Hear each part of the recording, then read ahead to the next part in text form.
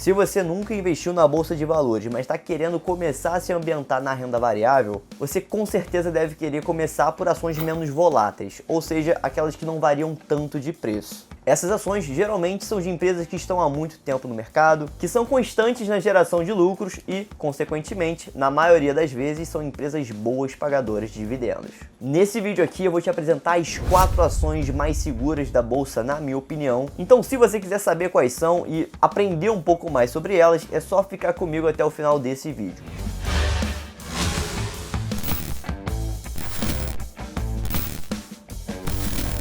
Fala galera, eu sou o Léo Pérez e no vídeo de hoje eu vou te mostrar as 4 ações mais seguras da bolsa. Mas antes de qualquer coisa, até mesmo de pedir seu like, eu preciso ser chato e levantar 3 pontos. Primeiro, como eu falei, esse vídeo é baseado na minha opinião. Existem mais de 400 empresas listadas na B3 no momento que eu gravo esse vídeo e é impossível qualquer pessoa saber tudo sobre essas 400 empresas. Então, por algum acaso, pode ser que tenha uma empresa perdida lá que eu nunca ouvi falar na minha vida que de fato possa ser considerada mais segura do que essas. Mas, como dito anteriormente, é um vídeo baseado única e exclusivamente na minha opinião. Segundo ponto é que esse vídeo não é uma recomendação de compra ou venda. Você nunca deve tomar decisões de investimentos baseado em um vídeo que você assistiu no YouTube. Investimentos não são feitos assim. Qualquer coisa que você investir, que você não saiba exatamente o que você está fazendo, ou que você não conheça aquele investimento, definitivamente não é um bom investimento. Então você precisa conhecer e saber onde você está colocando o seu dinheiro. Meu objetivo aqui é apenas te passar a minha opinião e te apresentar. Depois desse vídeo você pode ver outros vídeos para ver outros pontos de vista e, obviamente, fazer também sua própria pesquisa. Se você está começando a investir agora, eu tenho um vídeo em que eu falo dos 7 principais erros do investidor iniciante. Eu vou deixar ele aqui nos cards e o link na descrição desse vídeo também. É muito importante que você assista para que você não cometa os mesmos erros. E também tem outro vídeo onde eu mostro como analisar e escolher a sua primeira ação de forma simplificada, onde você vai aprender alguns dos principais indicadores fundamentalistas. O link para esse vídeo também está aqui nos cards e na descrição. E o terceiro ponto é que, por mais que as ações que eu vou falar aqui sejam as que eu considero mais seguras, isso não quer dizer que elas não possuam um risco ou que elas não irão variar de preço. Lembra que estamos falando de renda variável, e renda variável varia. Na maioria das vezes, quanto maior o prazo em que você deixa seu dinheiro aplicado, maior é a tendência de segurança. Então, no curto ou médio prazo, seu dinheiro pode oscilar tanto para cima quanto para baixo. Na renda variável não dá pra gente ter certeza de nada, o mercado é incerto e se vier uma crise, por mais segura que seja a ação, ela tende a cair assim como as outras. E isso também não quer dizer que a ação seja ruim, só significa que a força vendedora do mercado está maior do que a compradora. Numa crise, o medo toma conta dos investidores e eles preferem resgatar o dinheiro do que correr o risco de perdê-lo. Então, se você escolhe uma ação menos arriscada, isso significa que ela será menos volátil. Ela vai variar um pouco menos, mas não significa que ela não terá momentos ruins. Lembrem, tudo exige risco, tanto em renda fixa quanto em renda variável. Quanto mais risco você corre, maior é seu potencial de retorno. E isso não serve apenas para investimentos.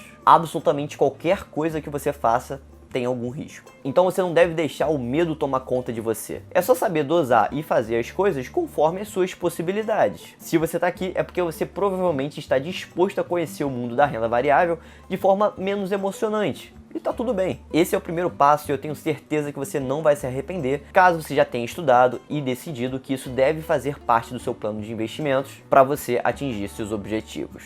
Agora sim eu posso pedir para você deixar seu gostei aí embaixo, porque isso vai fazer com que mais pessoas tenham acesso a esse tipo de conteúdo e possam ser ajudadas, assim como você. Se inscreve no canal caso ainda não seja inscrito e ativa o sininho para não perder os próximos vídeos que eu tenho certeza que podem ser muito úteis para sua vida. Se você me deu essa moral, meu muito obrigado, mas agora vamos pro que interessa. A primeira ação que eu vou falar aqui, muitos já devem saber qual é, que são as ações de Itaúsa. Para quem não sabe, a Itaúsa é uma holding. Uma holding é uma empresa que detém participação em outras empresas, onde essa participação pode ser de controle ou não. No caso da Itaúsa, ela possui participação no Banco Itaú, que é um dos maiores bancos do Brasil, na Duratex, que é referência na produção de pisos laminados, chuveiros elétricos, materiais sanitários e louças, na Alpargatas, que é dona das marcas da Havaianas e da Osklen, na Copagás, que é uma das líderes no mercado de engarrafamento, distribuição e comercialização de gás liquefeito de petróleo, conhecido pela sigla GLP, e por fim na nova distribuidora do Sudeste, a NTS, que é uma transportadora de gás natural por meio do sistema de gasodutos que opera no Rio de Janeiro,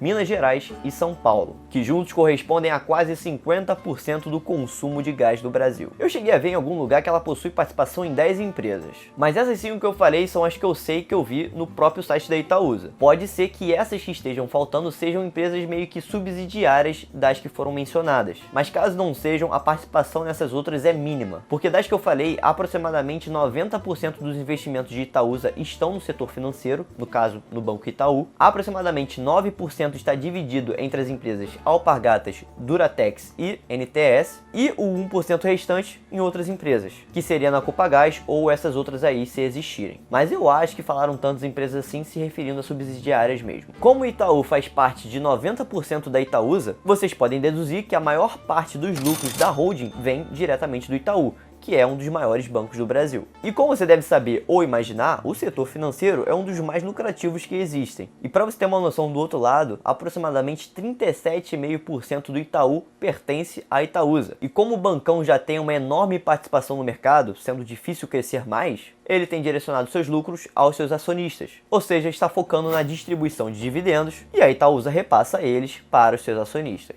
Além disso, ela é uma ação que anda possuindo uma média de preços de R$10, ou seja, é uma ação acessível, que possui uma certa diversificação, sendo 90% dela em um banco líder aqui no Brasil e em um dos setores mais lucrativos que tem. A segunda ação da lista são as ações de Taesa. A Taesa é uma das empresas líderes em transmissão de energia elétrica no Brasil. E os contratos de transmissão possuem umas características interessantes, como o fato de serem contratos de longo prazo e de serem remunerados pela disponibilidade da rede e não pelo volume transmitido. Além dos contratos também serem corrigidos pelos índices de inflação, o que ajuda a proteger sua rentabilidade mesmo em períodos de crise. Sem contar também que as margens de lucro delas são bastante elevadas. No momento que eu escrevi o roteiro desse vídeo, você poderia adquirir uma ação da Taesa por aproximadamente R$30. Mas no momento que eu gravo, ela deu uma subida e está em 35. Mas enfim, você consegue investir em ações da Taesa por volta de R$30 e ter direito a receber dividendos muito satisfatórios. Inclusive, a Taesa foi uma das empresas que mais pagou dividendos em 2020, com dividend yield próximo de 10%.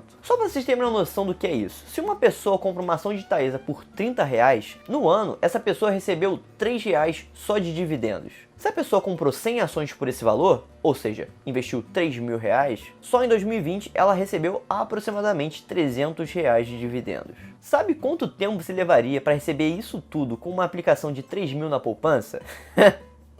Muito tempo. Para falar da terceira ação que eu separei, estou aqui gravando com uma camisa diferente e um dia diferente, porque simplesmente o microfone da minha câmera parou de funcionar. Então, cá estou eu gravando novamente. A terceira ação que eu separei são as ações da BB Seguridade, que atua no segmento de seguros. Essa em particular é a única estatal aqui da lista, porém ela é uma estatal diferenciada, porque ela é uma empresa que tem participação em outras empresas, onde essas empresas são controladas pela iniciativa privada. Mesmo ela sendo uma empresa estatal, quem toma as decisões e controla a empresa de certa forma são as equipes dessas empresas que ela possui participação, e muitas delas são internacionais. Então ela possui uma governança diferente de outras estatais que temos, e isso faz com que os riscos de uma influência negativa de um governante na empresa sejam menores. Um resultado que meio que expõe isso é o fato dela possuir uma rentabilidade bem alta e acima de outras seguradoras privadas. Então ela é uma estatal, mas quem toca a empresa são os controladores das subsidiárias. O segundo ponto, que para mim é o mais importante, é o fato de que o mercado de seguros aqui no Brasil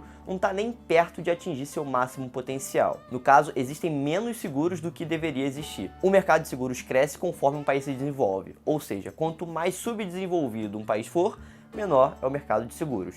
O Brasil é um país emergente. Isso significa que existe um enorme potencial de crescimento desse mercado para os próximos anos. Outra observação importante é que a empresa não apresentou prejuízos desde o seu IPO, que foi o dia que ela começou a ser negociada na Bolsa de Valores. E isso mostra que ela é uma empresa lucrativa. Logo, como se já devem imaginar, ela é uma boa pagadora de dividendos, com uma média que varia de 5 a 6% de dividend yield anual. E isso além de possuir um bom potencial de crescimento também. Então, existem chances desse yield aumentar ao longo do tempo. No caso, o yield on cost, que é a quantia de dinheiro que você recebeu em relação ao exato preço da ação que você pagou no passado, no caso. Isso resulta em uma baixa volatilidade de resultados ao longo dos anos que se passaram e, consequentemente, uma baixa volatilidade no preço de suas ações também. Mas em relação às anteriores, ela costuma variar um pouquinho mais. E por último estão as ações da Klabin, empresa essa que atua no segmento de papel e celulose. De todas as anteriores, as ações da Klabin são as que eu considero menos seguras, mas relaxa que se ela tá aqui não é à toa. O motivo dela estar aqui é pelo fato de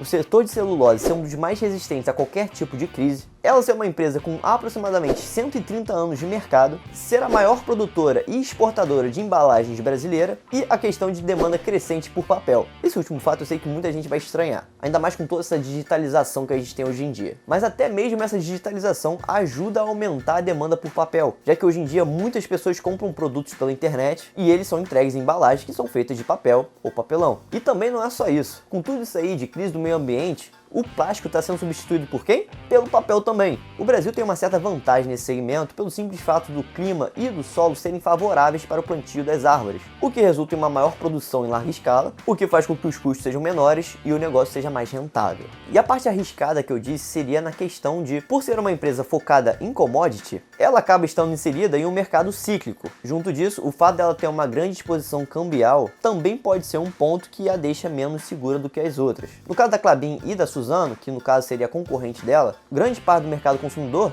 está lá fora. Então elas possuem uma forte relação com o mercado externo, o que deixa elas sujeitas à variação cambial, ou seja, elas ficam mais sensíveis a mudanças. Esse ponto de vista não é necessariamente algo ruim para o longo prazo, mas já que o objetivo desse vídeo é falar de empresas que não irão assustar tanto o investidor, que opta por ações mais conservadoras, os impactos na economia de outros países podem refletir aqui. Mas só para reforçar, isso não quer dizer que ela seja uma empresa com risco mais elevado. Se ela está aqui, não é à toa. E agora, para eu saber quem assistiu o vídeo até aqui, eu quero que você me diga qual dessas ações que você mais se interessou. Se você já investe, tem alguma delas na carteira? Trocaria alguma daqui por outra? Comenta aí embaixo que eu quero saber e não se esquece de deixar seu gostei, se inscrever no canal, ativar o sininho e, claro, assistir algum dos vídeos anteriores que está aparecendo aí no final para você. Meu muito obrigado se você assistiu até aqui. Eu sou o Léo Pérez, esse é o canal Afortunado e até o próximo vídeo.